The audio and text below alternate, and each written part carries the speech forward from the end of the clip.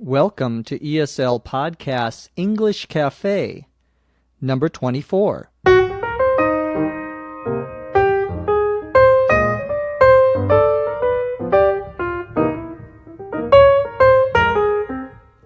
You're listening to English as a Second Language Podcast's English Cafe. I'm your host, Dr. Jeff McQuillan, coming to you from the Center for Educational Development in beautiful Los Angeles, California. On today's cafe, we're going to talk about bans on smoking. We're going to go over some more differences between British and American English, and as always, we'll answer some questions. Let's get started.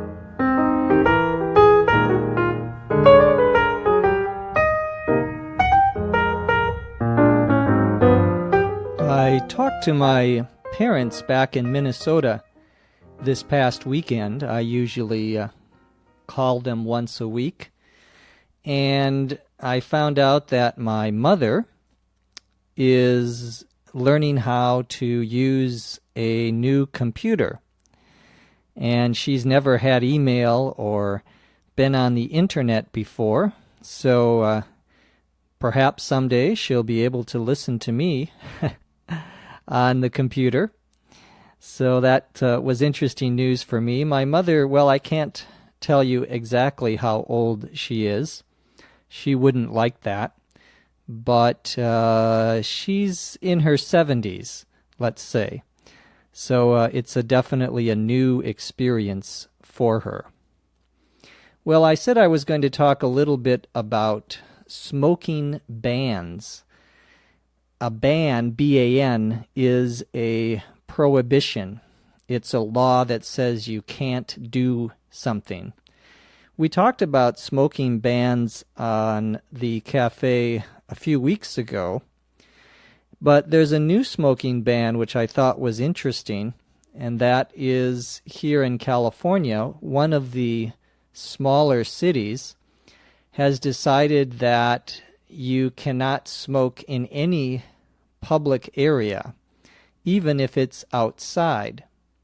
Now, California has a law that you cannot smoke in bars or restaurants, and many buildings, private buildings, have similar bans, and public buildings all have that particular ban on smoking. But none of them ban smoking outdoors in a park, for example. So this is a new law. Part of the reason is that people are concerned about second-hand smoke. We say something is second-hand, we mean it comes from someone else. And second-hand smoke would be people who don't smoke but are breathing in the smoke from other people next to them who are smoking. And this is a difficult issue because some people say that smokers have a right to smoke wherever they want.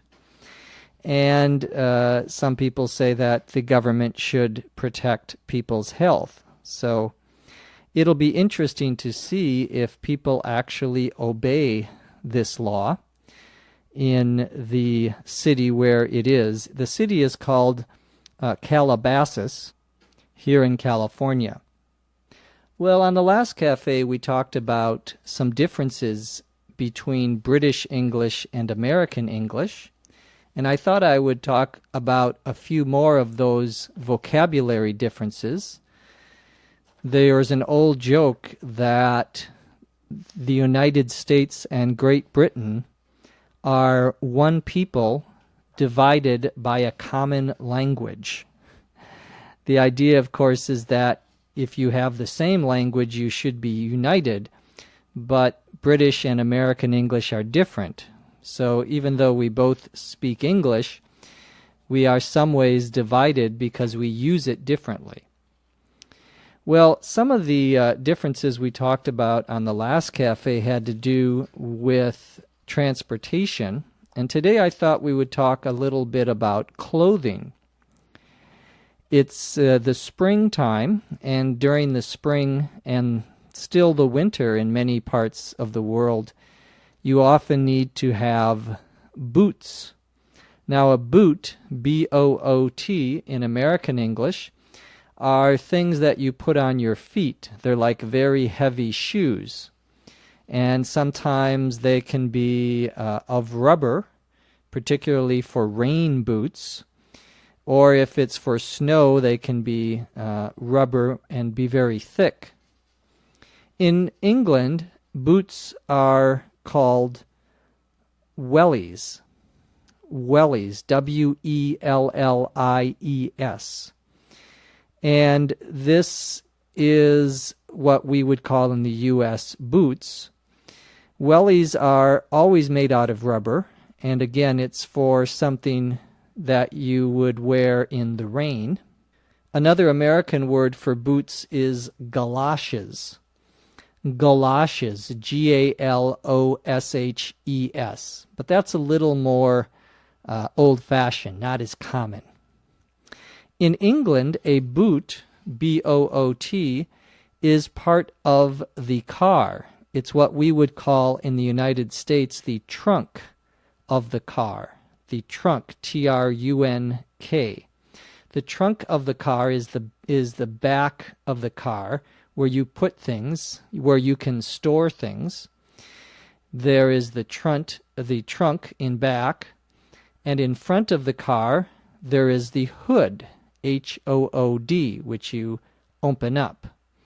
Well, in England, the trunk is called the boot, and the front of the car that you open up where your engine is, at least in most cars, your engine is in front, that is called a bonnet, B-O-N-N-E-T.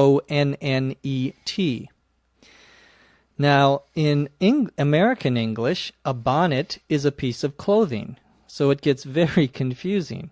A bonnet is something that a woman wears over her head, usually ties it below her chin. It's like a type of hat. So, to review, a trunk and a hood are parts of a car in American English, and in England those are called the boot and the bonnet. And of course, in England, what we call a boot are called wellies. The final difference we'll talk about is the use of the word pants. Now, in American English, your pants, P-A-N-T-S, are things that you wear on your legs. They go from your hip down to your ankle of your foot. In England, however, the word pants means the same as what we would call in U.S. English underpants or underwear. So if you said to someone, "Are you going to wear pants to the party tonight?" If you were in the United States, that would be an okay question. But in Great Britain, they would look at you very strangely because pants would be what you wear next to your body, and we would call that underwear or underpants in American English. So what do they call pants in England? And the answer is they usually say trousers. A trouser, T-R-O-U-S-E-R-S. Now, trousers is a word that we also use in American English, but it's not very common. Now let's answer a few questions.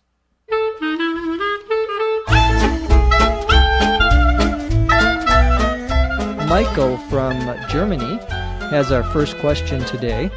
He noticed in one of the previous podcasts that I used the pronoun they, T-H-E-Y, when I was referring to a single person, and he wanted to know why I did that. Well, one of the changes that has taken place in English in the last 25, 30 years is that we no longer, at least many writers, no longer like to use the male or masculine pronoun he to refer to a person, not a specific person.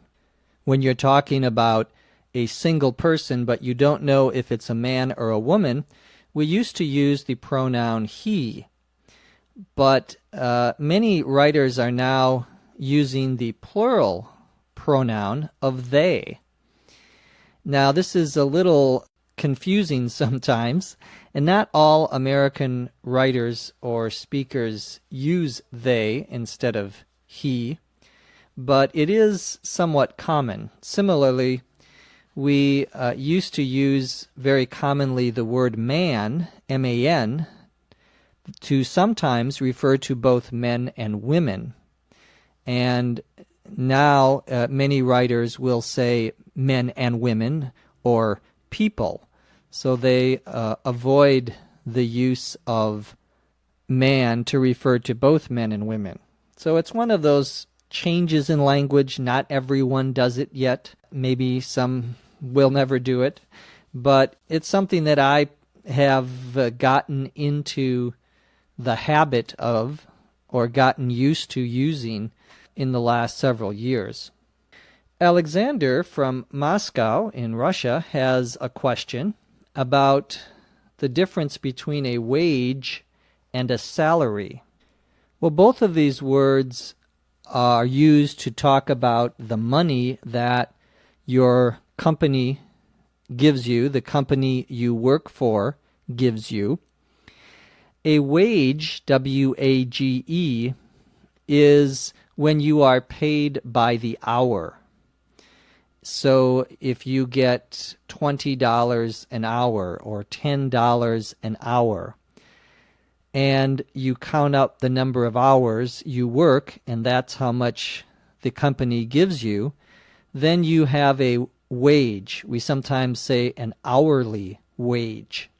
A salary is when the company pays you not by the hour, but usually by the year. And so they say, well, we're going to give you $30,000 a year. But you may have to work a lot of hours for that. And if you work more hours, you don't get paid more money. A typical American worker works 40 hours in a week. But if you are on a salary, you sometimes will work more than that. We usually talk about the distinctions between types of work by a couple of expressions, blue collar and white collar. A blue collar worker, collar is C-O-L-L-A-R, a blue collar worker is someone who works in a what we would call a manual type of job. A manual, M-A-N-U-A-L, is a job where you have to use your hands. So if you're a painter, you paint houses, that is. Or if you are building a building, you are a construction worker. Or you work by cleaning the streets. These would all be considered blue-collar jobs or blue-collar workers, the people who are in those jobs. The collar, of course, is part of your shirt. It's what is on top of your shirt by your neck. Now, the other type of job is a white-collar worker.